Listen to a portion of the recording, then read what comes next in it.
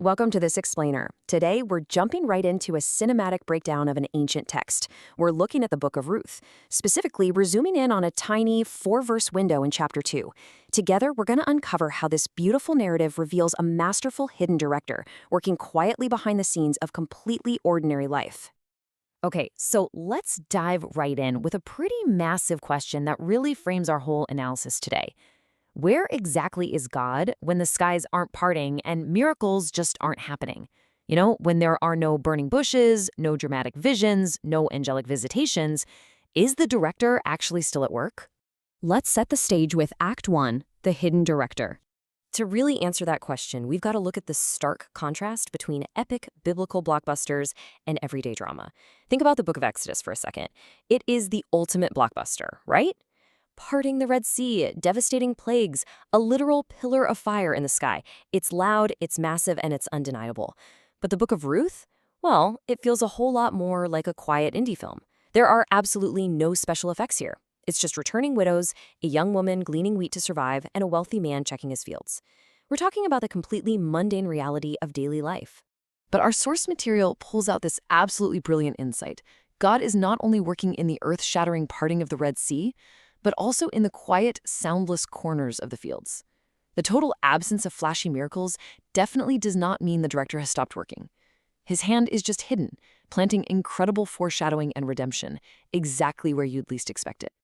Which brings us to Act 2, the intersection. So how exactly does our unseen director bring these two main characters together in what honestly just looks like a random stroke of luck?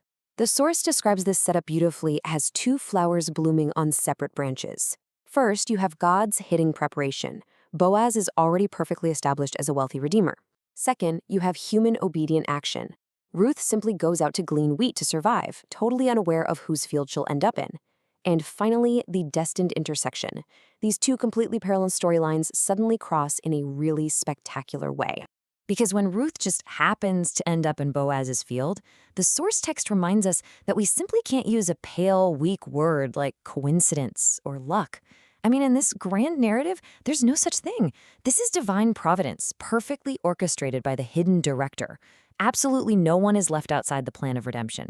She was guided there because it was already written into the script. Moving right along to Act 3, the silent protagonist. Diving into the actual dialogue of verses 4 through 7, we hit this really fascinating literary choice. The source calls it a recommendation of Ruth, where Ruth herself is completely absent. Boaz and the servant managing his harvesters are having a conversation entirely about Ruth. She is right there in the field, likely within earshot, but the author purposefully doesn't give her a single line of dialogue. Why is that? Well, by keeping Ruth completely silent, the author is basically forcing us to listen to a third party's objective observations. Instead of some flashy self-introduction, we get a highly credible character profile built entirely on the servant's testimony. The servant notes she's a foreigner, demonstrating amazing faith, intensely loyal for following Naomi, and highly diligent, literally gleaning since morning with almost no rest. Her actions are speaking way, way louder than her words ever could. And this completely shatters what the source text calls the secular Cinderella trope. We are so incredibly used to stories where the rich prince falls for the poor girl based purely on physical looks, love at first sight, or a lost glass slipper, the whole shebang. But the biblical reality here is entirely different. Boaz isn't drawn in by superficial charm. He is deeply attracted by the profound testimony of her character. He's admiring her faith and her relentless diligence. Let's look at Act 4, the turning point. Let's zoom in a little bit closer on Boaz himself for a second. In ancient Hebrew storytelling, a character's very first spoken words carry massive weight. So when Boaz first appears on the scene, he doesn't brag about his wealth and he certainly doesn't yell at his employees. Instead, his very first recorded words are a blessing, "The Lord be with you." The source emphasizes that this simple greeting proves God holds the absolute first place in his daily life and work. It establishes him as the ultimate redeemer right out of the gate. And then we reach the climax of the scene. Boaz asks this incredibly simple question to his servant. Whose young woman is this? The source text beautifully likens this moment to a dramatic camera close-up in our movie. Out of all the people in that massive field, The lens zooms in, marking the exact moment destiny completely shifts.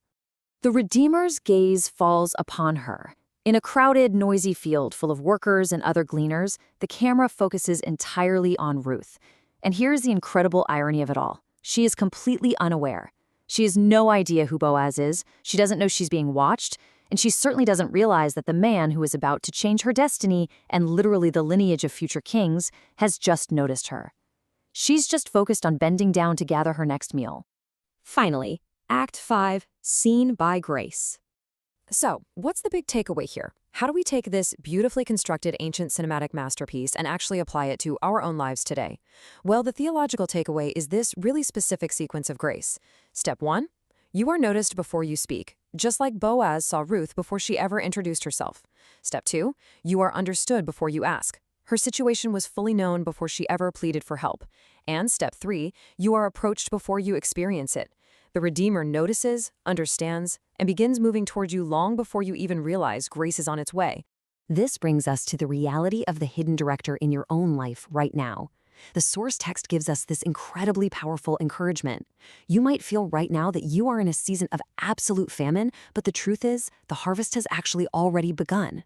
You might echo Naomi and feel you are returning completely empty-handed, but a master plan of redemption is already in motion behind the scenes.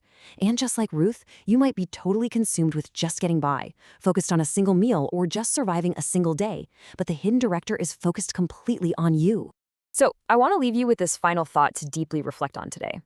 Are you aware that in your most mundane, quiet moments, you have already been seen by grace?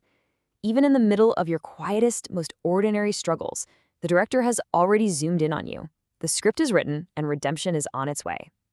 Thank you so much for joining me for this explainer. Keep learning, keep looking for those hidden details, and I'll catch you next time.